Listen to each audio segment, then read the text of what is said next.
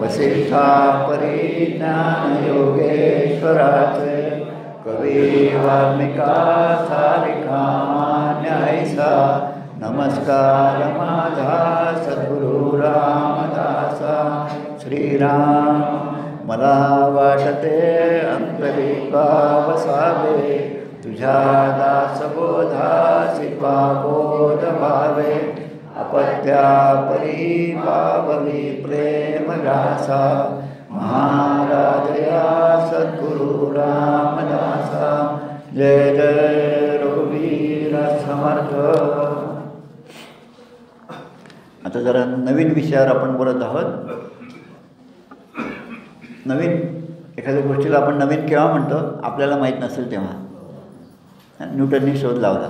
आता शोध लावून खूप दिवस झाले ना, मग तो मला माहीत नव्हतं असं होत नाही, कारण आपण धडपडतो, चालताना पडतो, खालीच का पडतो आणि वर का उडत जात नाही असा प्रश्न असेल तर मग लक्षात येतं की या ठिकाणी न्यूटनचा सिद्धांत आहे, पण मला माहीत नव्हता आत्तापर्यंत, म्हणून मी आता तो न्यूटनचा सिद्धांत मानत नाही असं जरी म्हटला तरी तो खालीच पडणार आहे ना, तो काही एकदम वर नाही जाणार. म्हणून एखादी गोष्ट आपल्याला माहीत नसेल तर ती अस्तित्वात नाही असं म्हणणं बरोबर नाही. हा जो नवीन विषय आहे तो म्हणजे समर्थ हृदय नानासाहेब देव आणि त्यांचं कार्य. ज्यांना माहीत आहे त्यांचं चांगलंच आहे, पण ज्यांना माहीत नाही त्यांच्यासाठी म्हणून मुद्दाम हा वेळ मी घेतलेला आहे. डॉक्टर सुरेश पाठकांच्या ऐवजीचा हा वेळ आहे. नानासाहेब देवांचं चरित्र, देवांच्याबद्दल आणि समर्थ आपल्या रामदासी संप्रदायासाठी देवाने केलेलं जे कार्य आहे त्या कार्याची ओळख थोडक्यामध्ये आपल्याला या ठिकाणी करायची आहे. नानासाहेब देवांच्याबद्दल असं म्हणतात, समर्था विना तुझा देव ध्यानी गुणी कुंतली लेखणी आणि वाणी खुले ग्रंथ भांडार केले दयाने नमस्कार देवास त्या आदराने. जय जय रघुवीर समर्थ.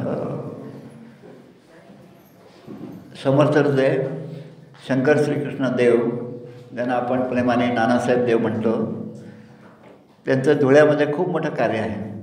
नानासाहेब देव हे व्यवसायाने वकील होते. आता ती वकिली इतकी चांगली होती त्या काळातली, त्याचं उदाहरण असं की खेड्यापाड्यामध्ये किंवा एखाद्या गावामध्ये एखाद्या श्रीमंत माणसाला जर 50 रुपये 25 रुपये जर महिन्याला मिळत असतील श्रीमंत माणसाला, तेव्हा नानासाहेब देवांना वकिलीतून 1200-1500 रुपये मिळायचे. श्रीमंत माणसाला 50, त्या देवांना 1200-1500 रुपये महिन्याला मिळायचे. देवाने असा विचार केला की एवढी जर आपली संपत्ती असेल तर ती कुठेतरी सत्कारणे आपण लावली पाहिजे, आणि म्हणून वकिलीसाठी त्याने फक्त आठवड्यातले 2 दिवस ठेवले. म्हणजे महिनाभरात हार्डली 7-8 दिवस 5-6 दिवस ते वकिलीच्या व्यवसायामध्ये राहायचे, आणि इतर ठिकाणी ते सगळे समर्थ संप्रदायासाठी खर्च केलेला आहे. देवाने इतकं भारत भ्रमण केलेलं आहे की ज्याला आज तोड नाही. आपल्या संप्रदायामध्ये 3 संत सगळ्यात महत्त्वाचे आपल्यासाठी. एक म्हणजे समर्थ रामदास स्वामी यांनी सगळं हे ग्रंथ भांडार सगळं लिहिलं. दुसरे म्हणजे कल्याण स्वामी, ज्यांनी ते प्रत्यक्ष लिहून आपल्यासाठी ठेवलं. आणि तिसरे म्हणजे नानासाहेब देव. नानासाहेब देव नसते तर आज आपल्या हातामध्ये मनाचे श्लोक 205 आले नसते. नानासाहेब देव नसते तर दासबोध आपल्याला वाचता आला नसता. नानासाहेब देव नसते तर आपल्यातले अवगुण दूर झाले नसते. दासबोध, आत्माराम, समर्थांचे सगळे काव्य, समर्थांच्या सगळ्या रचना, विवेक करावे कार्यसाधन हे जे पत्र आहे, विजापूरचा सरदार निघाला आहे, हे पत्रसुद्धा आपल्याला आज प्रत्यक्ष पाहायला मिळतं. ते नानासाहेब देवांच्यामुळे. देवांची मुलगी काय मालतीबाई जोशी, हो ना, अमरावतीला मालतीबाई जोशी देवाची कन्या आहे. आज त्यांचं वय 95 वर्षाचं आहे. 95 वर्ष. त्या अकोल्यामध्ये BEd कॉलेजमध्ये लेक्चरर होत्या. आमची भिक्षाफिरी वगैरे चालायची. मला एकदा असा निरोप मिळाला की मालतीबाई जोशींना तुम्हाला भेटायचं आहे तर तुम्ही त्यांच्याकडे जाऊन त्यांना भेटून या. त्यांनी निरोप दिला कोणाबरोबर तरी. तर मला काही माहीत नाही मालतीबाई जोशी कोण आहेत म्हणून मग त्या पत्त्यावर मी गेलो आणि दार उघडून त्यांनी स्वागत केलं. आणि पाहिल्यावर माझ्या लक्षात आलं की अरे हे देवांच्यासारख्या दिसतात. मग बोलण्यामध्ये लक्षात आलं की ही देवांची मुलगी आहे. त्या आता अमरावतीला राहतात. मध्ये एकदा अकोल्याला आल्या होत्या 15 ऑगस्ट 2015मध्ये. तेव्हा मी त्यांना भेटायला जसं गेलो दुसरीकडे आणि मग त्यांना असं म्हटलं की बा माझ्या मिसेसला घेऊन तुमच्याकडे काही मला येता येत नाही. आता त्या 95 वर्षाचा, माझी बायको 65 वर्षाची, पण तिला चालता येत नसल्यामुळे तर त्यांनी लगेच विरक्त कसा असावं त्याचं उदाहरण. त्यामुळे काही हरकत नाही, तुझ्या घरी येतो. मग त्या गाडी करून आमच्या घरी आल्या आणि एक 15-20 मिनटं आमच्या घरी बसल्या. त्यांनी जी आठवण सांगितली ती महत्त्वाची म्हणून मुद्दाम सांगतो आहे. त्या म्हणतात की इस्कॉनसारखी संस्था, उदाहरण त्यांनी सांगितलं, ही संस्था निर्माण होऊन किती वर्ष झाली. मग त्या असंतलं आहे प्रभुपाद स्वामी, असंतलं उदाहरण आहे. पण त्याचं जगभरात इतक्या ब्रँचेस आहेत, त्याचे इतके अनुयायी आहेत. आपला संप्रदाय इतका जुना आहे. मग आपण पुन्हा अभिमानाने सांगतो स्वरूप संप्रदाय अयोध्या मठ जानकी देवी रघुनाथ देवत, हे सगळं आहे. समर्थांपासून चालत आलेली 400 वर्षाची परंपरा आहे. पण आपला प्रचार एवढा का झाला नाही याची मला खंत वाटते. त्या म्हणतात अगदी खरं आहे, तेवढा प्रचार म्हणावा तसा आपला झाला नाही, किंवा प्रचार करण्यामध्ये आपले प्रचारक कमी पडतात असंही म्हणावं लागेल. अजून दुसरा विचार केला, किंबहुना दासबोधातले सांगलेले सत्वगुण जे आहेत, जे काही सद्विद्या निरूपणातले जे लक्षणं आहेत, ती आपल्यामध्ये बांधली नाही, म्हणून आपला प्रभाव समाजामध्ये पडत नाही आणि त्यामुळे प्रचार होत नाही. तेच बोर नाही जनासे शिकवावे आपल्या मनासे, म्हणजे इतर ह्या अभ्यासाकडे वळत नाही, यापेक्षा त्यांना मला वळवता येत नाही. त्यांना वळवण्यासाठी जी काही प्रबोधन शक्ती पाहिजे ती माझ्याजवळ नाही. त्यांना इकडे वळवण्यासाठी माझ्यामध्ये जे गुण पाहिजे ते गुण माझ्यामध्ये नाहीत आणि म्हणून मी चांगला प्रचार करू शकत नाही, असा अर्थ मी त्याच्यातून घेतला. अशी ती त्यांची थोडक्यात ओळख. देवांनी धुळ्यामध्ये पूर्ण भारतभर सगळं जेवढं काही भ्रमण केलं असेल, त्या भ्रमणामधनं जेवढे रामदासी मठ आहेत त्या मठांमध्ये जाऊन तिथे राहून तिथलं ग्रंथभांडार जे आहे ते सगळं ते आणलं आणि धुळ्यामध्ये सुरक्षित असं ठेवलेलं आहे. समर्थ वाग्देवता मंदिर आणि सत्कार्य तेजक सभा या 2 संस्थेची स्थापना नानासाहेब देवाने धुळ्यामध्ये केली. नानासाहेब देवांचं कार्य अनेक दृष्टीने महत्त्वाचं आहे की एक पॉलिटिकल माणूस जो व्यवस्थितपणे काँग्रेसमध्ये होता, काँग्रेसमध्ये पण एक श्रेष्ठ असं स्थान त्यांचं होतं. अखिल भारतीय काँग्रेसमध्ये अध्यक्षसुद्धा होते ते. 1908मध्ये जेव्हा 1893मध्ये लोकमान्य टिळकांनी सार्वजनिक गणेशोत्सवाची सुरुवात केली, तेव्हा त्याचा प्रचार जास्तीत जास्त करण्याचं काम महाराष्ट्रभर देवाने केलेलं आहे. 1908मध्ये सुरतला जे अधिवेशन झालं, त्या सुरतच्या अधिवेशनामध्ये सुद्धा देवांचा सगळा सहभाग होता. महात्मा गांधी जेव्हा खानदेशामध्ये आले तेव्हा महात्मा गांधीचं स्वागत वगैरे करण्यामध्ये देवांचा पुढाकार होता. महात्मा गांधी आणि देवांचे वडील, महात्मा गांधीचे वडील आणि देवांचे वडील हे दोघे शेजारी होते. मग तिथून त्यांची ओळख आहे. थोरले बंधू डॉक्टर, महात्मा गांधीचे डॉक्टर, देवांचे मोठे बंधू जे आहेत ना डॉक्टर, तर ते महात्मा गांधीचे डॉक्टर होते. त्यामुळे तो स्नेह त्यांच्यामध्ये होता. खादीचे कपडे दी.का. राजवाडे संशोधन संस्था जी आहे, तर राजवाडे गेल्यानंतर त्या ठिकाणी राजवाडे संशोधन संस्था त्यांनी निर्माण केली. अजून काय आपल्या संदर्भात बोलायचं म्हणजे शिवतरगड, मला आज स्वर्ग सापडला या नावाने एक लेख त्यांनी दिला रामदासीमध्ये. हे रामदासी जे अंक आहे त्याच्याबद्दलही आपल्याला बोलायचं आहे. मला स्वर्ग सापडला शिवतरगडीमध्ये जेव्हा गेले, बापूराव हिरळीकर वगैरेची सगळी मंडळी होती त्या ठिकाणी, आणि असा मोठा खड्डा होता, तिथली माती बाहेर काढली आणि देवाने आतमध्ये उडी मारली आणि देव असं म्हणतात की मला स्वर्ग सापडला आणि या ठिकाणीच मला आता माझा अंत होऊ द्या. तुम्ही बघताय काय, वरची माती टाकला आणि मला ते समाधी द्या. असा देवांना आनंद झाला. संध्याकाळी महाडमध्ये देवाने पुन्हा असं भाषण केलं, जाहीर भाषण, की मला आज स्वर्ग सापडला. रामदास या मासिकामध्ये हा पूर्ण लेख आलेला आहे. देवाने हे मासिक सुरू केलं रामदासी 1915मध्ये. आणि या मासिकाचं वैशिष्ट्य असं आहे की या मासिकामध्ये त्याची आचारसंहिता देवाने तयार केली. हे मासिक फक्त 40 पानाचं असेल, पानं ठरली 40 पानं. त्यामध्ये 25 पानं रामदासी संप्रदायासाठी असतील, त्यामध्ये 3 पानं इतर संतांचे असतील, त्यामध्ये ही मठांची माहिती जी आहे ती या भागात असेल. म्हणजे पूर्ण त्याचं डिव्हिजन जे आहे ते देवाने त्या काळात करून ठेवलं. 1915पासून आजही हे मासिक आपल्याकडे आहे. छोटंसं मासिक आहे, अगदी छोटी साईज आहे त्याची, आणि त्यामध्ये खूप चांगले चांगले लेख आहेत. आणि देवाने जेवढं संशोधन केलं त्या संशोधनात जेवढे बाळं आणली त्या बाळांची सगळी माहिती त्या मासिकाद्वारे ते सगळ्यांपर्यंत पोहोचवत होते. देवाचे चिरंजीव जे आहेत आबा, तर या चिरंजीवांनी पण या मासिकाची परंपरा 1934पासून जवळपास 50पर्यंत सांभाळली. 58मध्ये देव गेले, पण देवाने जे वाङ्मय त्या ठिकाणी ठेवलेलं आहे ते सगळं समर्थ वाग्देवता मंदिरची संस्था आहे. आपले शरदराव कुबेर हे त्या संस्थेचे अध्यक्ष आहेत आणि डॉक्टर चितळे हे सत्कार्य सभेचे अध्यक्ष आहेत. त्या दोन्ही ठिकाणी त्या संस्थेमध्ये हे कार्य चालतं. आजही त्या ठिकाणी आपण गेलात, मी मुद्दाम हे सांगत आहे की आपल्या लहान मुलांना त्या ठिकाणी घेऊन जा. प्रत्यक्ष शिवाजी महाराज, संभाजी महाराज जितके म्हणून ऐतिहासिक आहेत, नावं आहेत, या सगळ्यांचं हस्ताक्षर त्या ठिकाणी पाहायला मिळेल. आणि नुसतं दासबोधच नाही तर पण गुरुचरित्र असेल तरी त्याचं पान त्या ठिकाणी असेल. कुठलाही व्यवहार झाला असेल जुन्या काळातला तर तो त्याची नोंद त्या ठिकाणी आहे आणि अस्सल कागदपत्र त्या ठिकाणी आहेत. तर ते पाहण्यासारखं मंदिर आहे. ते मंदिर म्हणून तिथे काही मंदिराची प्रतिमा अशी नाही, पण त्याला समर्थ वाग्देवता मंदिर हे नाव दिलं आणि त्यासाठी त्याचा खर्च चालावा म्हणून देवाने आपलं राहतं घर जे आहे ते त्या संस्थेला दिलेलं आहे. म्हणजे विरक्तांनी कसं असावं, विरक्तांनी अशा प्रकारे असावं. त्यांचे एक चिरंजीव नागपूरला होते, विनायकराव देव. जेव्हा मी नवीन होतो या उपक्रमामध्ये 1983मध्ये, तेव्हा उपासनेसाठी मी जायचं नवीन.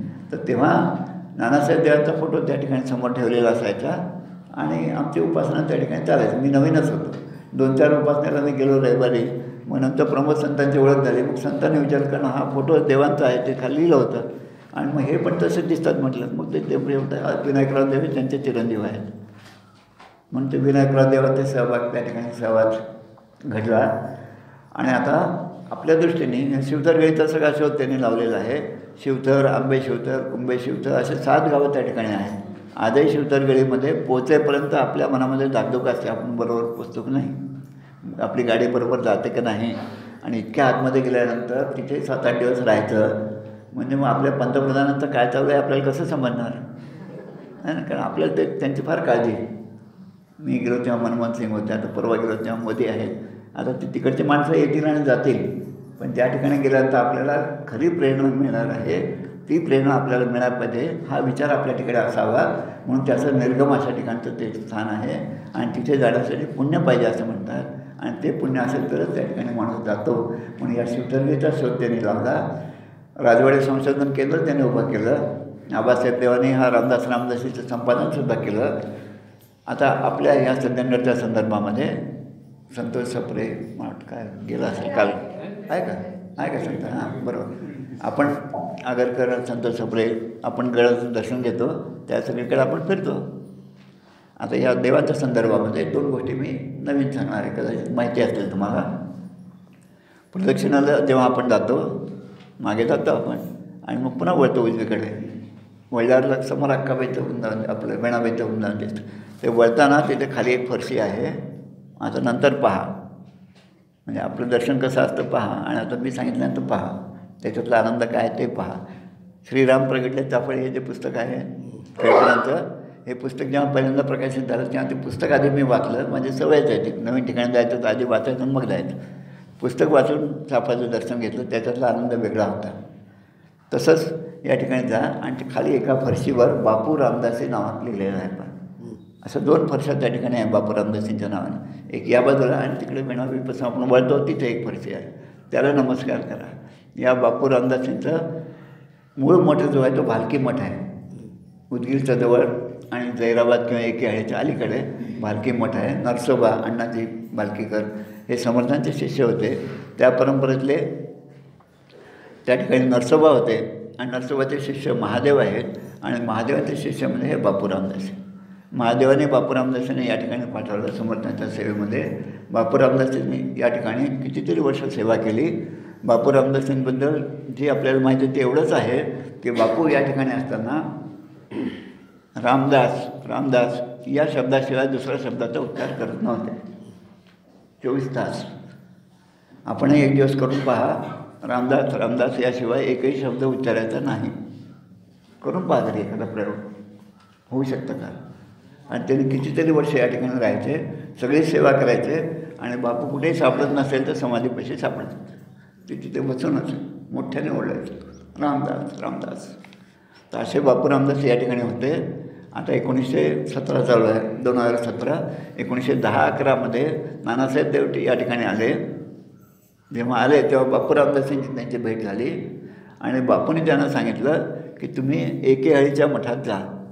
एकेआळीचं मठ कुठे आहे काय नाही हे सगळी माहिती घेतली आणि हे सांगितलं की त्या ठिकाणी गेल्यानंतर तिथं जो ग्रंथ आहे त्या ग्रंथाचा प्रचार व्हायला पाहिजे. तुमच्या त्या समर्थ वाग्देवता मंदिरात हा ग्रंथ तुम्ही तिथून घेऊन या आणि तो तसा आणता येत नाही, तिथे जाऊन हाताने लिहून काढावा लागेल. म्हणून देवाने इथून गेल्याबरोबर धुळ्याला गेले. देवांच्या मनामध्ये होतं आता तो आणता येत नाही, तो कोणीतरी आपल्याला लेखनिक पाहिजे. म्हणून श्रीधर नातू टिकले नावाचा एक तरुण मुलगा 20-22 वर्षात त्यांच्याकडे यायचा आणि तो एके दिवशी आल्यावर तो म्हणे की देवानं म्हणायचा की मला एक पुस्तक पाहिजे तुमच्याकडचं, ते आहे का? तर पुस्तक होतं. मग ते म्हणे मला ते पुस्तक मला नेता येईल का? घेऊन जा म्हणे. काय त्याची किंमत काही 8 आणे 12 आण्याच्या वर काही किंमत नाही. मग तो म्हणायचा माझ्याकडे एवढे पैसे नाही, मग मी इथे राहून ते पुस्तक लिहून घेतलं चालेल का? मग तो त्या ठिकाणी राहिला. 4-5 दिवसामध्ये त्यांनी ते पुस्तक पूर्ण लिहून काढलं आणि तो पुस्तक घेऊन गेला. म्हणजे समोरच्या घटनेकडे पाहायचा दृष्टिकोन कसा असतो पहा. ज्याला कार्य करायचं त्याला कार्यकर्ते कसे मिळतात ते पहा. यांच्या लक्षात आलं की याचा अक्षर सुंदर आहे, तर हा मुलगा आपल्या या कामात येऊ शकतो. म्हणून त्या श्रीधरला त्याने ठेवून घेतलं आपल्याकडे. श्रीधर त्यांच्याकडे राहिला. या श्रीधरचं डिवोशन इतकं होतं, देवांच्या घराण्यामध्ये एक लहान मुलाचा मृत्यू झाला आणि त्यात सगळी रडारड त्या मुलगा छोटासा गेलेला आहे आणि हा श्रीधर त्यावेळेस एक ग्रंथ वर बसून लिहित होता. आणि सकाळ त्याचं नेम असायचा तर सूर्योदयाला झालं स्नान संध्या की तो लिहायला बसायचा, संध्याकाळपर्यंत लिहायचा. खाली मुलगा गेलेला आहे, सगळे एवढे नातेवाईक मंडळी आहेत, दुःखाचं वातावरण आहे आणि वर त्या श्रीधरला काही कल्पना नाही. श्रीधरला वर जाऊन सांगावं लागलं अरे असं असं खाली झालं आहे. तर इतकं त्याचं समर्थांच्यासाठी सेवा होती. मग या श्रीधरला घेऊन नानासाहेब तिथे गेले एकेआळीच्या मठामध्ये. एकेआळीच्या मठामध्ये दास विश्रामधाम नावाचा ग्रंथ आहे. 16,302 ओव्या, 121 प्रकरणं. 121मधले 114 जे आहेत ते फक्त समर्थांचं चरित्र आहे. त्यानंतर कल्याण स्वामींचं चरित्र आहे. शिवराम आणि जगन्नाथ स्वामी यांचं चरित्र आहे. शिवराम जगन्नाथ यांचे संबंध असणारे पुन्हा 2 अध्याय आहे. आणि सगळ्यात शेवटी उपसंहारामध्ये पुन्हा या सगळ्या परंपरेतली सगळ्यांच्या पुण्यतिथी वगैरे दिलेला हा ग्रंथ आहे. ज्यावेळेस मी त्या ठिकाणी होतो तेव्हा पूर्ण दिवसभराचं पारायण व्हायचं, मग रात्री तो ग्रंथ घेऊन मग वाचत बसायचं. तर ते 4 ग्रंथ माझ्याकडे आहेत. त्याचा प्रचार करायचं काम करत आहोत. कारण काय आता आत्माराम महाराजांची 2020मध्ये 200वी पुण्यतिथी होणार आहे.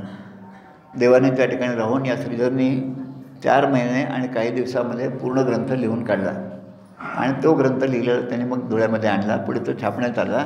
देवांची निस्पृहता, देवांची विरक्ती कशी आहे ते पहा.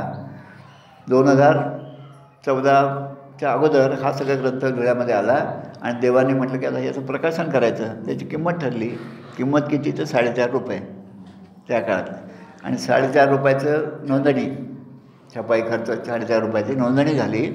आणि नोंदणी झाल्यानंतर 2-3 वर्ष गेले पण ग्रंथ छापला गेला नाही. म्हणून देवांना खूप वाईट वाटलेलं आहे. या 4 खंडाची प्रस्तावना वाचा आणि देव काय आहे हे लक्षात येईल. देव म्हणतात ₹4.5 किंमत मी इतक्या लोकांकडून वसूल केली पण अजूनही माझ्याकडून ते छापण्यात आलं नाही, याचं मला खूप वाईट वाटतं. म्हणून देवाने ते छापायला सुरुवात केली. 1914, 1915, 1923 आणि 1925 11-12 वर्ष तो ग्रंथ छापण्यासाठी देवांना लागला. आणि त्याचबरोबर एक रामदास पंथ क्रमसार नावाचा दुसरा ग्रंथ आहे. तो ग्रंथ तर खूप लहान आहे, 16 समास आहेत आणि 548 ओव्या आहेत. मी पूर्ण तो ग्रंथ या व्हॉट्सॲपमधून सगळ्यांच्याकडे पाठवला. आचारसंहिता रामदासी संप्रदायाची कशी असावी हे सांगणारा तो ग्रंथ आहे. त्यामुळे हे सगळे ग्रंथ आपल्या हातात येण्यासाठी जे कारणीभूत आहेत ते 3च व्यक्ती आहेत, समर्थ रामदास स्वामी, कल्याण स्वामी आणि नानासाहेब देव. म्हणून देवांच्या या कार्याचं ओळख सगळ्यांना व्हावी म्हणून हा विषय आपण या ठिकाणी घेतला. या धुळ्याला 2010मध्ये पारायण पहिल्यांदा त्या ठिकाणी घेण्यात आलं. जानेवारीमध्ये 6, 7, 8, 9 जानेवारी 5 दिवसाचं पारायण होतं 10पर्यंत. त्या पारायणासाठी आम्ही दोघंही गेलो होतो. आणि पारायणामध्ये जेव्हा वाचन चालू होतं तेव्हा 16वा समास आला. 16वा समास, 16 दशक पहिला समास. मला वाटतं चाफायला आता यावर्षी 16वा आहे. 16 हां, सत्पती अन्वय. त्याच्यामध्ये एक उभी आहे की सूर्य उगवला नसता तर आम्हाला प्रकाश कसा मिळाला असता, अशी एक ओवी आहे शेवटी त्या समासामध्ये. आणि ती ओवी आल्याबरोबर माझं वाचन थांबलं आणि कोरा कागद आणि पेन घेऊन मी ते त्या ठिकाणी लिहायला सुरुवात केली. आणि मग जे लिहिलं म्हणजे काव्याचं स्फुरण कसं असतं याचा अनुभव मला त्या ठिकाणी आला. आणि त्यावेळेस मग ती देवाची सवय तयार झाली. ही सगळी समर्थांची कृपा. तर ती सवय जी आहे ती सवय या ठिकाणी मी वाचून दाखवतो. आणि देवांचं कार्य जे आहे ते कार्य किती मोठं आहे. कारण आज तुम्ही जांब समर्थाला गेलात तर जांबेमधलं जे मंदिर आहे समर्थांचं, हे मंदिर उभारण्याचं काम देवांचं आहे. त्या मंदिरासाठी पुजारी म्हणून 8-10 वर्षाचे विठवाण्णा भागवत यांना ते तिथे घेऊन गेले. 10 वर्षाचे अण्णा 10 वर्षापासून 92 वर्षापर्यंत जांब समर्थ सोडून एकाही ठिकाणी गेले नाहीत. विठवाण्णा 10 वर्षाचा मुलगा 92 वर्षात होईपर्यंत तिथे राहायचे. रोज भिक्षा मागायचे. एक तांब्याचा हंडा होता, आलेली भिक्षा त्याच्यात टाकायचे, त्याच्यात पाणी असायचं आणि शेगडी ते चूल पेटवलेली असायचे आणि ते शिजलं की ते काय तयार होईल त्याचा नैवेद्य आणि मग ग्रहण. आम्ही बरंचदा गेलो. मला तर ज्योतिताई पण पुष्कळदा गेले. आम्ही तिघे पण मुलाला घेऊन गेलो होतो. 2-3दा त्याच्यातला प्रसाद आम्ही खाल्ला. तर त्या विठवाण्णांना इतकं सानिध्य समर्थांचं आहे. तसंच आता आपण परीचा आपण ऐसे करेना सुवर्ण लोह पालटेना उपदेश करी बहुतेजना अंकित सद्गुरू. देवांना जशी सिद्धी प्राप्त होती तशी विठवाण्णांना सुद्धा होती. देवस्मृती ग्रंथ नावाचं देवांच्या नातेवाईकांनी केलेलं संकलन जे आहे ते पहा आपण. त्याच्यामध्ये त्यांच्या नातेवाईकाने असं लिहिलं की देवांच्या खोलीमध्ये देव जेव्हा राहत होते तेव्हा खोलीमध्ये सकाळी 3-4 वाजले की खोलीमधनं आवाज यायचा. दार उघडायची कोणाची हिंमत नव्हती. पण नानासाहेब देव आतमध्ये असायचे. नानासाहेब देव हे समर्थांचे बोलत होते. तर त्या देवांच्याबद्दल ती सवय जी आहे त्या पारणाच्या वेळेस ती सहज माझ्या मनात आली. ती सवय मी या ठिकाणी म्हणतो. देवांच्याबद्दल सांगण्यासारखं खूप गोष्टी आहेत पण थोडक्यात आपल्याला सांगायचं. तर ती सवय आहे. सवयीच्या पद्धतीने मी म्हणतो, देव अवतार झाला नसता आम्हा कैसी समर्थ गाथा म्हणून तया श्री शंकर देवा नमस्कार शतकोटी. समर्थ कीर्ती प्रकट केली ग्रंथसंपदा सुरक्षित ठेवली तेणे जनता सुखी झाली उदंड वर्षानुवर्षे. समर्थ कृपे झाला देव अवतार कार्यमहिमा ज्यांची अपार तया देवांचे ऋण आम्ही कैसे फेडावे. समर्थे अगणित रचना केली शिष्य कल्याणे भावे लिहिली परिती सर्व संपदा गुप्त झाली काळांतरे. पुढे झाले नानादेव म्हणजे नानासाहेब देव. पुढे झाले नानादेव हिंडती धावती नाना गाव नाना देश नाना मठ प्रांत झुंडीची देव. समर्थांचे जन्मस्थानी संशोधनाखंड करुनी समर्थ मूर्तिरूपे स्थापने भागवते पावन केले. भागवते म्हणजे विठवाण्णा भागवत. दासोपदाचे जन्मस्थान 11 मारुतींचे स्थान नाना मठांचे स्थान देवकृपे आम्हा समजले. देवकार्याचे महत्त्व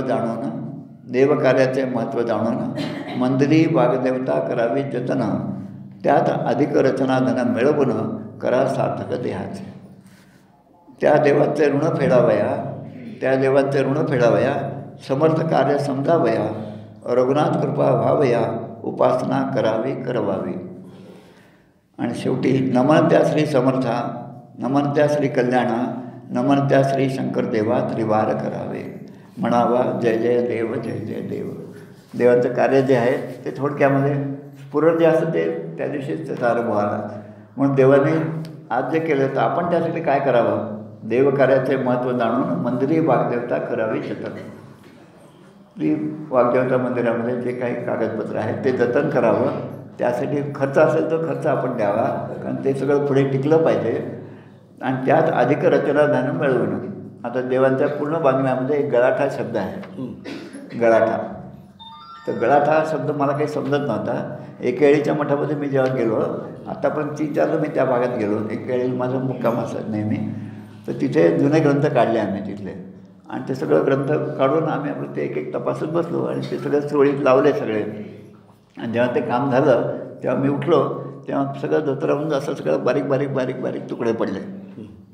मग तेव्हा मला एकदम लक्षात आलं की देव जे म्हणतात गळाठा, तो गळाठा हा अर्थ आहे. देवाने असं बऱ्याच मठांच्या बाबतीत लिहिलं की त्या ठिकाणी आम्हाला 3 पोथे गळाठा सापडला, हे आमचं भाग्य आहे. आता देव कशाला भाग्य म्हणतात? कागदाचे बारीक बारीक तुकडे, त्या काळातले 400 वर्षापूर्वीचे बारीक बारीक तुकडे 3 पोते सापडले, हे आमचं भाग्य म्हणून. आता असं जर म्हणत असतील तर मग मी राकेश जिथे मठपती आहे त्याचे काका राममोहन बा, आम्ही तिघे बसून मग ते गळ्यातले सगळे कागद व्यवस्थित लावले, उलटे सुलटे पाहिले, त्याच्यामध्ये काही लिहिलेला भाग होता. मग तो भाग मी त्या ठिकाणी एका कागदावर मोठ्या ड्रॉईंग पेपरवर पेस्ट केला. पेस्ट करून मग त्याचा फोटो घेतला आणि त्याला म्हटलं आता दासवे सरंदाम तुमच्याकडे जो आहे त्याच्यामध्ये हा कागद असाच ठेवा. आणि त्यामध्ये महत्त्वाचं असं सापडलं की काही शके जे आहेत त्या लिखाणाची ती त्या कागदामध्ये होती. आता हाच विचार दुसरीकडे, आता वद्यसप्तमी, आज वद्यसप्तमी आहे, काल आपले सुहास कुलकर्णींनी सांगितलं शुद्ध सप्तमी जी होती, मार्गशीर्ष शुद्ध सप्तमी म्हणजे अफजल खान वधाची तारीख, त्या दिवशीच शिवराम स्वामींचं निर्याण झालेलं आहे. माघ शुद्ध सप्तमी, त्यांचा मठ आपचंदला आहे. शिवराम आणि जगन्नाथ स्वामी हे लवकुशाचे अवतार आहेत. हे फक्त त्या दासवे सरंदाम ग्रंथामध्ये आहे, बाकी इतर ठिकाणी नाही. शिवराम स्वामींच्याकडे जेव्हा मी गेलो आपचंद मठामध्ये, तिथले आजचे मठपती रामस्वामी हे शिवराम स्वामींनी लिहिलेल्या दासबोधातून शिवराम स्वामींनी 11 वेळेस दासबोध लिहिला. 11. समर्थ जे म्हणतात बहुबारीक तरुणपणे कामा नये म्हातारपणे मध्यस्थ लिहिण्याची करणे केली पाहिजे, याचा प्रत्यय शिवराम स्वामींना आला. शिवराम स्वामी असं म्हणतात वय जेव्हा थकत चाललं तेव्हा त्यांना ते वाचता आलं नाही. 80-82चं वय असताना शिवराम स्वामींनी पुन्हा एकदा दासबोध लिहिला आणि तो दासबोध त्या ठिकाणी आहे. आता या सगळ्यांचे फोटो माझ्याजवळ आहेत. तर तो दासबोध तिथले मठपती आज रोज चौथा दशक काढतात आणि त्या ओरिजिनलमधनं ते चौथा दशक वाचतात. म्हणून मी त्यांना म्हटलं तुम्ही असं तर ओरिजिनलला हात नका लावू. सगळ्याच मठामध्ये जिथे तुम्ही गेलो तिथे मी सांगितलं तुमच्याकडे हस्तलिखित ग्रंथ असेल तर एक सद्गुरुस्तवन एक कॉमन समास आपण ठरवून देऊया आणि सद्गुरुस्तवनाचे फोटो काढा, त्याचे फ्लेक्स जे बोर्ड आहे ते मठामध्ये लावा. तुमच्याकडे जरी कुणी आलं तर त्यांना सांगा हा दासबोध आमच्याकडे आहे, हा दासबोध आहे, त्याचं दर्शन घेऊ द्या, पण त्या दासबोधाला सगळ्यांना हात लावू देऊ नका. कारण तो दासबोध ग्रंथ तो इतका 400 वर्ष तुम्ही जपलेला आहे, तर आजकालच्या माणसाने हातल्यानंतर पुणे 50 वर्ष पण राहणार नाही. म्हणून कोणालाही त्याला स्पर्श करू देऊ नका. आणि हा फ्लेक्सचा बोर्ड आहे तो तुम्ही सगळ्यांना दाखवा, हे ते हस्ताक्षर आहे. त्याचं त्याचे 100 फोटो चौथ्या दशकाचे त्यांच्याकडे पाठवलेले आहेत. तर मठामधली ही सगळी व्यवस्था आपण सुरक्षित जतन केली पाहिजे. त्यात अधिक रचना धन मिळवणं करा सार्थक द्या, म्हणून आपण अधिकाधिक संशोधन करून त्यामध्ये आपण काहीतरी भर पाडली पाहिजे. देव असं म्हणतात की या सगळ्या धनामध्ये आजच्या महाराष्ट्रीय तरुणांनी एक जरी कागद त्यामध्ये ॲड केला तरी महाराष्ट्राचं ते वैभव आहे. आणि म्हणून समर्थ देव म्हणतात की शिवसमर्थांचे स्मरण हेच राष्ट्र, खरं त्यांचा शब्दच आहे समर्थांचे स्मरण हेच राष्ट्राचे जीवन, समर्थांचे स्मरण हे राष्ट्राचे मरण. आता त्याच्यामध्ये फेरबदल करून शिवसमर्थांचे स्मरण असा शब्द आला, पण मुख्य जे आहे ते समर्थांचे स्मरण. म्हणून समर्थांचे स्मरण ठेवून आपण सगळं हा वाटचाल करूया. आपलं हे जे गत वैभव आहे ते वैभव टिकण्यासाठी आपण सगळे कार्यभाग त्याच्यासाठी सहभाग देऊया. आपल्या मठांना आपण भेट देऊया. आषाढी कार्तिकीला पंढरपूरला जातात, त्याच पद्धतीने दरवर्षी निदान 2 मठाला तरी मी दर्शन घेईल असा नियम करा. पुढच्या वर्षी आल्यानंतर कोणकोणत्या मठाला जाऊन आलं याची माहिती या ठिकाणी द्या. नुसताच अभ्यासवर्ग होणार असं नाही, पण या वर्षभरात तुम्ही कोणत्या मठालाच गेलात, तिथे तुम्ही काय पाहिलं, तिथे काय होतं, मठाची परिस्थिती कशी आहे, हे सगळं या ठिकाणी सांगा. सांगण्यासारखं खूप आहे त्या काळामध्ये. आता वेळ खूप आहे म्हणून थांबतो मी, कारण यादव स्वामींचं नाव आलं होतं ना. यादव स्वामींना मारुतीने दृष्टांत दिला, सज्जनगडाला जा, अक्काबाई आहेत आणि अक्काबाईंना भेटून पूर्ण भारतभरातल्या सगळ्या मठांना भेटी दे आणि मठांची टिपणं काढ. आणि त्यांनी त्या काळामध्ये सगळीकडे फिरून 150-200 वर्षापूर्वी सगळ्या मठांची टिपणं काढली आणि अक्काबाईला आणून दिलेली आहेत. माझं असं म्हणणं ती टिपणं जर आज असती तर या मठांचा इतिहास आपल्याला खूप चांगल्या तऱ्हेने समजला असता. पण आपलं दुर्दैव म्हणून ते टिपणं नाही. बऱ्याच रचनेमध्ये 40 पानं आहेत. दासगीता जरी म्हटलं तर 40 पानं आहेत, पण त्याच्यामधले काही गोष्टी नाही आहेत, आपल्या उपलब्धच नाहीत. एखाद्या ठिकाणी फक्त 1 पान आहे, ते सुद्धा तुटकं फुटकं आहे, बाकीचे 4 पानं नाहीच आहेत. तर अशी परिस्थिती होऊ नये म्हणून आपल्या घरी जे काय आज असेल जुनं आपल्या घराण्याचं ते सगळं व्यवस्थित जतन करून ठेवा, ते पुढच्या पिढीला समजू द्या. आणि म्हणून ह्या सगळ्या ग्रंथाचं जतन करणं हे फार महत्त्वाचं आहे. अक्षरे गाळून वाचे का ते घाली पदरीची, निगानं करी पुस्तकाची तो एक मूर्ख, ही पुन्हा लक्षात ठेवा. आणि त्यामुळे हे जे आहे हस्तलिखित याचं जतन आपण सर्वांनी करावं. जय जय रघुवीर.